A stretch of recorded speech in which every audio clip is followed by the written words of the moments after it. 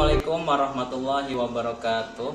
Perkenalkan, saya Abdillah, CGP Angkatan 10 Kabupaten Serang dari UPT SD Negeri Teras 1. Pada video kali ini, saya akan mewawancarai dua kepala sekolah terkait pengambilan keputusan tentang dilema etika.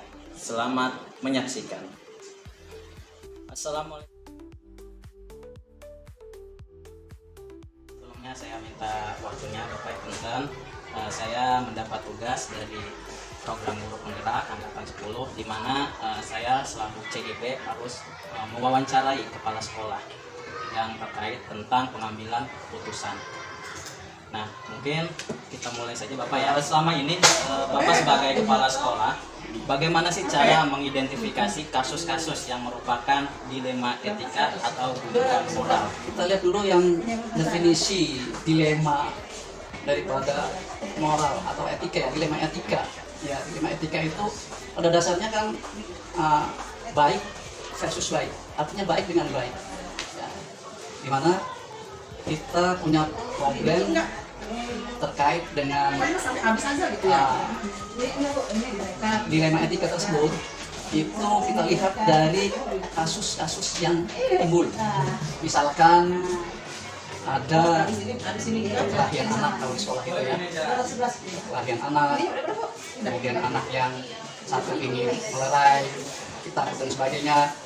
Kemudian terkait juga dengan etika anak itu sendiri, di mana sekarang sudah terpengaruh dengan media sosial, sehingga anak-anak kita sekarang itu agak susah diarahkan, ya, tetapi lebih cepat menerima informasi-informasi dari medsos tersebut, gitu. Sehingga ini muncul ya perilaku-perilaku. Nah, ini harus kita identifikasi, diantaranya karena pengaruh daripada media sosial itu sendiri. Baik, Bapak terima kasih untuk pertanyaan pertama telah dijawab, dan lanjut ke yang kedua Pak ya. Nah, bagaimana Bapak menjalankan pengambilan keputusan di sekolah, terutama untuk kasus-kasus di mana ada dua kepentingan yang sama-sama benar atau sama-sama mengandung nilai kebajikan? Menurut Bapak bagaimana cara menjalankan pengambilan keputusannya? Karena di sisi lain ini benar, ini juga benar. Menurut Bapak bagaimana? Kita mengacu kepada kasus ya. Kasus di sini yang tadi saya sebutkan, diantaranya ada anak yang berkelahi. Berkelahi itu karena sesuatu hal, persinggungan dan sebagainya, sehingga akhirnya terjadi. Sementara ada temannya, ya, itu yang dalam posisi benar. Untuk apa? Untuk melerai. Tetapi si temannya ini dia merasa takut. Takut kenapa? Takut dimarahi, takut kena imbas daripada perkelahian tersebut. Nah, posisinya anak ini benar, itu. Nah, ketika kepentingan itu muncul dan anak itu artinya merasa benar, ya kita mesti bisa memberikan keyakinan kepada anak tersebut untuk mengambil tindakan yang benar tersebut, sehingga ya jangan sampai kasus tersebut dibiarkan begitu saja, kemudian melebar, ya, berkembang dari mulut satu ke mulut yang lainnya sampai ke wali murid, sehingga wali murid tidak tahu ceritanya, tapi dari aduan-aduan yang tidak benar. Nah, ini kita selaku pimpinan, ya, itu kita ambil tindakan, diantaranya kita panggil kedua-duanya, pertanyakan permasalahannya, kemudian apa yang menyebabkan itu terjadi, kemudian yang satunya kenapa kamu ya tidak mau direlai, ataukah yang satunya lagi misalkan membela untuk apa, untuk temannya dan sebagainya. Maka ini kita harus clearkan supaya mereka ya bisa berpikir bahwa itu tidak baik, dan yang satunya juga bisa berpikir bahwa ini melerai ini ya bentuk daripada perbuatan terpuji. Kita arahkan mereka untuk mereka supaya menyadari tidak terjadi lagi, tidak mengulangi hal yang seperti itu. Baik Bapak, langkah-langkah atau prosedur seperti apa yang biasa Bapak lakukan selama ini terkait kasus-kasus atau masalah yang terjadi di sekolah? Saya kira langkah-langkahnya adalah pencegahannya atau preventif, dari mana kita sebelum ya, melakukan suatu tindakan, nah itu kita bisa melalui kegiatan upacara bendera, ya di situ di dalam sambutan ataupun sambutan dari pembina upacara, ya siapapun pembinanya, apakah kepala sekolah ataupun guru, ya maka sebagai preventif itu kita harus sampaikan. Jadi intinya bisa dilakukan dengan cara pencegahan Dulu ya. Ya, baik. Terus Bapak, hal-hal apa saja yang selama ini Bapak anggap efektif dalam pengambilan keputusan pada kasus-kasus dilema etika? Kira-kira apa sih yang menurut Bapak efektif dalam pengambilan keputusan di sini? Terkait dengan keputusan ya yang kita ambil, di antaranya satu tadi sudah disebutkan juga terkait dengan pencegahan preventif. Kemudian penguatan, dikuatkan dengan aturan sekolah, ya, dengan tata tertib yang kita buat. Misalkan dalam tata tertib itu ya disebutkan anak harus datang tepat waktu, misalkan. Kemudian ya anak ketika datang harus berseragam dengan rapi dan sebagainya seperti itu. Nah, ketika itu dibuat aturan itu, apabila ada anak yang melanggar, misalkan anak datang telat waktu, kemudian pakaian juga tidak disiplin, yang lain memakai pakaian seragam, misalkan merah putih, sementara dia beda sendiri dengan pakaian kaos olahraga, misalkan, nah itu adalah suatu hal yang harus kita luruskan. Nah, maka dari aturan yang ada yang sudah kita buat, nah maka guru berhak untuk mengambil tindakan. Tentunya mengambil tindakan ini dengan tindakan yang bijaksana. Untuk pertanyaan selanjutnya Bapak, apakah Bapak memiliki sebuah jadwal tertentu dalam penyelesaian kasus dilema etika atau langsung diselesaikan di tempat? Gitu Pak. Bentuk atau prosedurnya tuh seperti apa yang Bapak jalankan selama ini?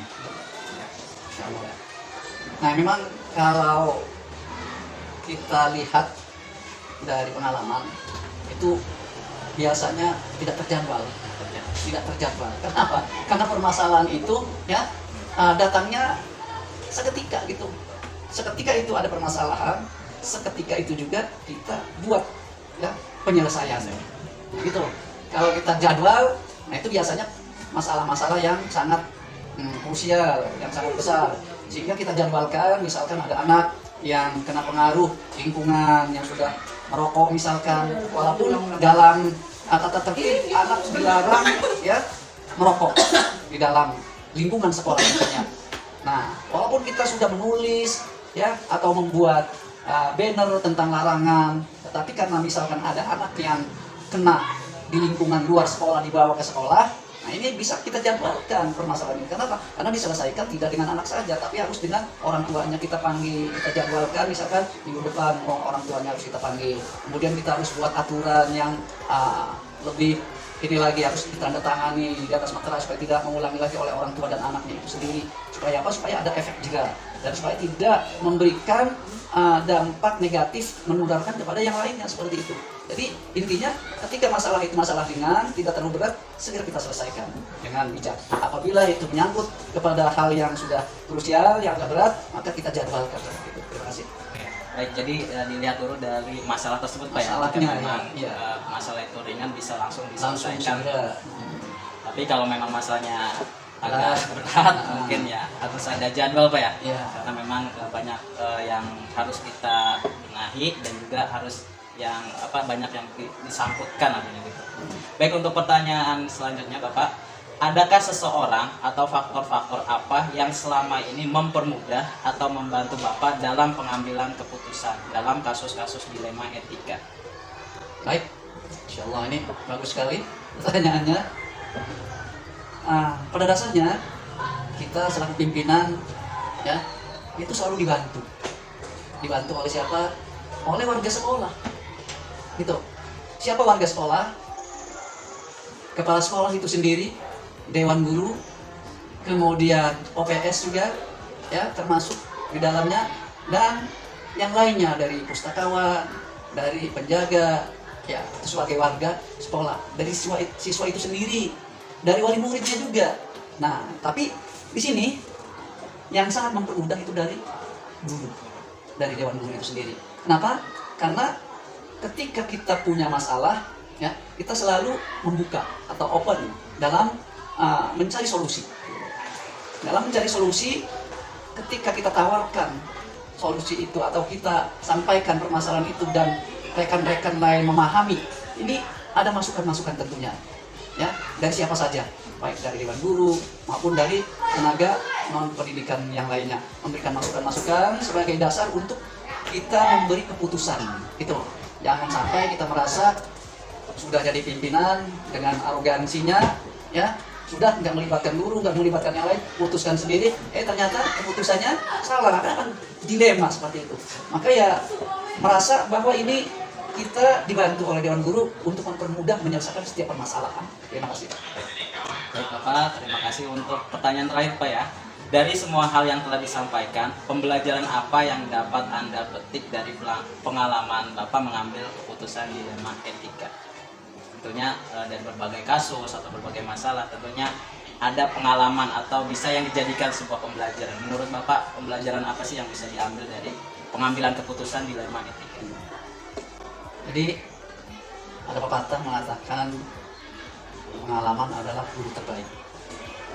Jadi pengalaman baik itu pengalaman yang sifatnya adalah pengalaman yang terkait dengan kasus, penyelesaian kasus, ya, ataupun di luar itu, tentunya ini pengalaman ini menjadikan kita lebih dewasa dalam mengambil tindakan, lebih dewasa, lebih arif, lebih bijaksana, ya.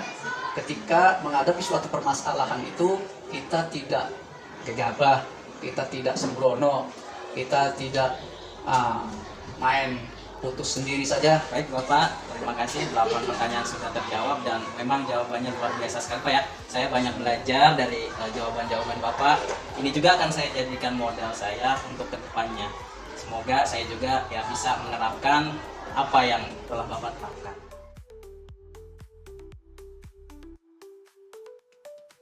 Assalamualaikum Bapak. Waalaikumsalam warahmatullahi wabarakatuh. Bagaimana kabarnya nih? Alhamdulillah baik. Alhamdulillah. Jadi Bapak maaf mengganggu waktunya sebentar ya. Pada kesempatan ini Bapak saya ditugaskan dari guru penggerak untuk mewawancarai kepala sekolah perihal pengambil keputusan tentang dilema etika. Mungkin langsung saja Pak ya ke pertanyaan pertama di sini. Nah, selama ini bagaimana Bapak sebagai kepala sekolah dapat mengidentifikasi kasus-kasus yang merupakan dilema etika atau bujukan moral? Ya, pertama saya kira memang kasus-kasus itu perlu adanya mengidentifikasikan yang mana yang termasuk tadi itu, yang termasuk dilema, yang dilemanya dilema etika, yang keduanya itu merupakan kebenaran, artinya tidak ada yang salah gitu. Semuanya itu mengandung unsur benar ketika kita menghadapi masalah tersebut, paling tidak ya kasus-kasus tersebut kita selesaikan bersama-sama. Sehingga dalam penyelesaian kasus itu, permasalahan itu, kita salah satunya di antara dua itu tidak ada yang merasa tersingkir atau terabaikan, artinya gitu, dalam permasalahan seperti itu. Nah. Baik Bapak. Untuk pertanyaan selanjutnya Pak. Nah, selama ini bagaimana Bapak menjalankan pengambilan keputusan di sekolah, terutama untuk kasus-kasus di mana ada dua kepentingan yang sama-sama benar atau sama-sama mengandung nilai kebajikan. Jadi bagaimana sih Bapak tuh menjalankan pengambilan keputusannya, karena di sisi lain ini juga benar dan di sisi lainnya juga ini juga benar. Nah, menurut Bapak bagaimana? menjalankan pengambilan keputusannya? Paling untuk mengambil keputusan tidak langsung mengambil begitu saja keputusannya. Kita juga perlu ada teman-teman guru yang lain untuk memberikan masukan-masukan kepada kami bahwa permasalahan seperti ini kira-kira mana yang lebih kita dahulukan, mana yang lebih kita utamakan gitu dalam permasalahan ini.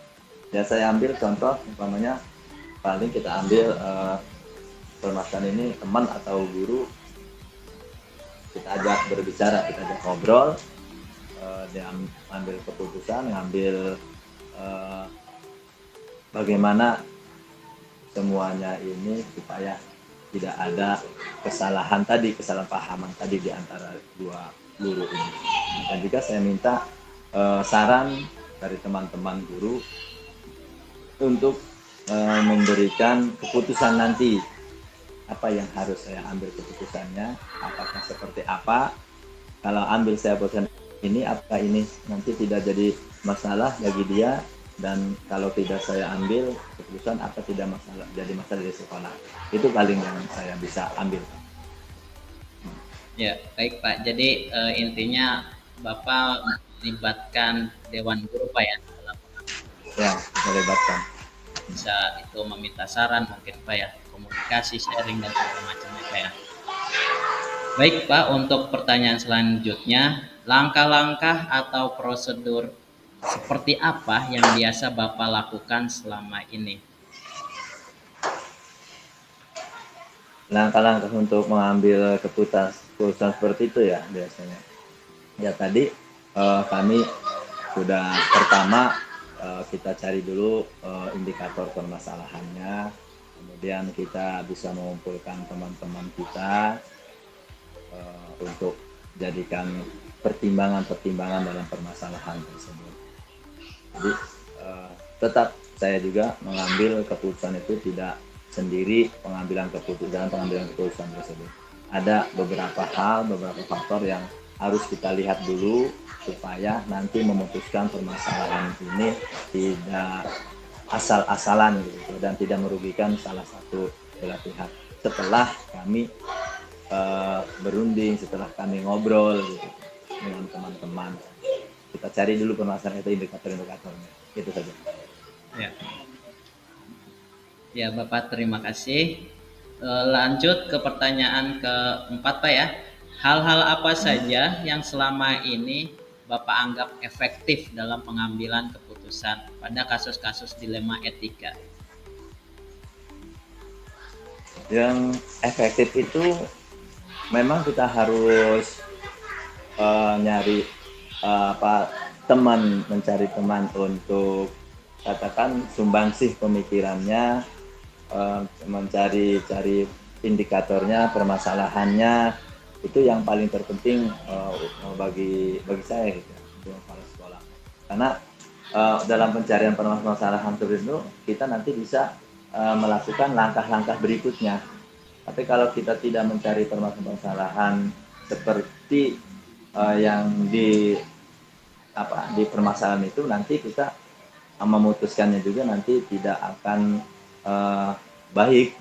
Tapi kalau kita mau memberikan keputusan dengan baik, kita harus mencari langkah-langkah terlebih dahulu.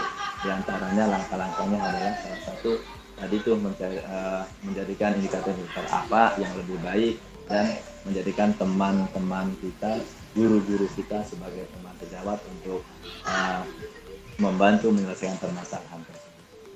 Itu saja. Baik Bapak, terima kasih jawabannya. Lanjut ke pertanyaan kelima. Hal-hal apa saja yang selama ini merupakan tantangan dalam pengambilan keputusan pada kasus-kasus dilema etika? Tentunya setiap pengambilan keputusan ada tantangan-tantangan tersendiri Pak ya. Nah, mungkin bisa Bapak ceritakan tantangan-tantangan dalam pengambilan keputusan.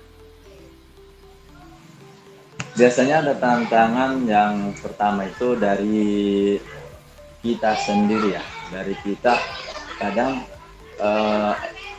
emosi untuk memutuskan sendiri itu kadang muncul ada gitu tuh. Yang kedua juga tantangannya karena ini adalah dilema etika yang sama-sama keduanya ini katakan benar gitu tuh. Jadi tantangan itu ada pada diri mereka sedua-duanya gitu tuh. Yang tantangan yang membuat untuk memutuskan itu kadang rada sulit gitu tuh tantangannya.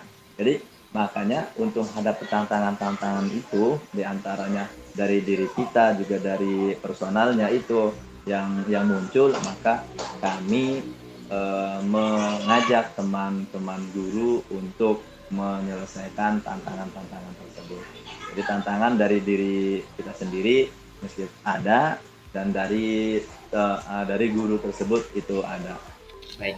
Jadi intinya tantangan itu terkadang muncul dari diri kita sendiri Pak ya, atau dari diri guru tersebut Pak ya, yang berkaitan dengan kasus Pak ya. Iya.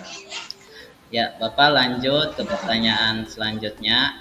Apakah Bapak memiliki sebuah jadwal tertentu atau jadwal khusus dalam sebuah penyelesaian kasus dilema etika? Apakah Bapak langsung menyelesaikan di tempat atau memiliki sebuah jadwal untuk menyelesaikannya? Bentuk atau prosedur seperti apa yang Bapak jalankan? Kalau untuk jadwal sih tidak ada ya, karena permasalahan yang langsung kita harus selesaikan. Tapi kalau menunggu jadwal, umpamanya kita mau jadwal bulan depan atau besok atau lusa, itu nanti permasalahan itu nanti terbengkalai, nanti tidak cepat selesai. Ketika melihat permasalahan seperti itu, kita langsung memberikan kepada permasalahan tersebut, terutama kepada kepada teman-teman kita untuk membantu saya untuk menyelesaikan permasalahan seperti ini. Setelah itu kita ngobrol dengan teman-teman, permasalahan ini harus cepat diselesaikan, ya harus. Kalau memang itu permasalahannya menjadi bermasalah besar, nanti kalau tidak diputuskan langsung, maka masalah itu nanti akan bertele-tele dan akhirnya permasalahan tersebut tidak akan selesai. Makanya ketika ada permasalahan seperti ini, tidak menunggu jadwal lagi, kita langsung membicarakan pada waktunya, sehingga kita memberikan solusi, memberikan mencari permasalahan yang dua masalah itu bisa selesai pada hari itu juga. Terima kasih. Jadi mungkin kalau jadwal khusus tidak ada Pak ya, cuman untuk penyelesaian itu tergantung dari seberapa besar atau seberapa berat masalahnya Pak ya. Jika memang masalah itu masalah ringan, mungkin bisa langsung terselesaikan Pak ya. Cuman kalau memang agak sedikit berat, mungkin yang membutuhkan waktu dalam penyelesaiannya. Baik. Ke pertanyaan selanjutnya Pak, adakah seseorang atau faktor-faktor apa yang selama ini mempermudah atau membantu Bapak dalam pengambilan keputusan dalam kasus-kasus dilema etika? Seorang pemimpin memang harus tahu dalam hal memutuskan. Namun untuk hal ini teman sejawat, terutama ya guru, biasanya kalau guru di sekolah dasar karena tidak ada wakil kepala sekolah gitu kan, guru yang biasa diajak ngobrol itu ya guru yang katakanlah senior lebih dahulu. Kalau untuk saya yang senior, kemudian kita ajak ngobrol untuk menyelesaikan permasalahan seperti ini. Nanti kita juga ajak yang lain-lain, karena permasalahan ini umpamanya permasalahan yang sangat berat, tidak cukup 1-2 orang guru nanti untuk memecahkan permasalahannya, sehingga yang senior dan yang junior juga kita ambil semua untuk melihat permasalahan ini dalam memutuskan permasalahan. Jadi intinya semua warga sekolah Pak ya dilibatkan atau merupakan salah satu faktor pendukung Pak ya dalam pengambilan keputusan. Ya baik Bapak, pertanyaan terakhir Bapak, dari semua hal yang Bapak telah sampaikan, pembelajaran apa yang dapat Bapak petik dari pengalaman Bapak mengambil keputusan dilema etika? Pembelajarannya itu emang sangat banyak sekali, sangat besar, terutama dalam mengambil keputusan ya.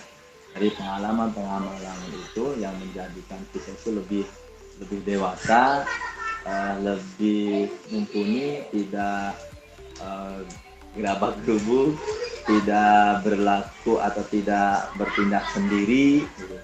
Dan kita mulai melaksanakan atau secara arif dan bijaksana dalam menyikapi permasalahan tersebut. Ya Bapak, terima kasih sudah menjawab 8 pertanyaan yang telah saya ajukan.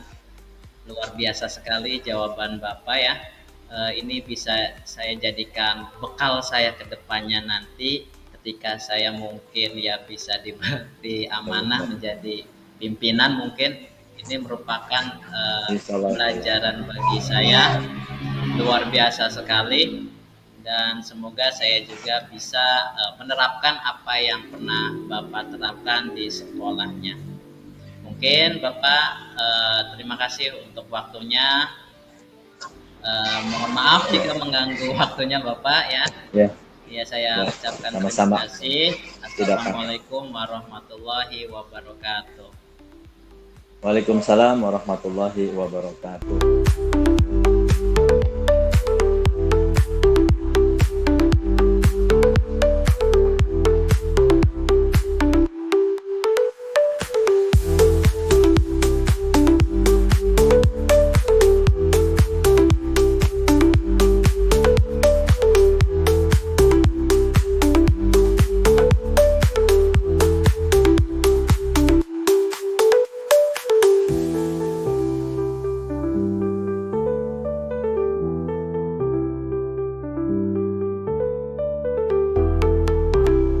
Video wawancara saya, semoga bermanfaat. Terima kasih sudah menonton. Salam guru penggerak. Assalamualaikum warahmatullahi wabarakatuh.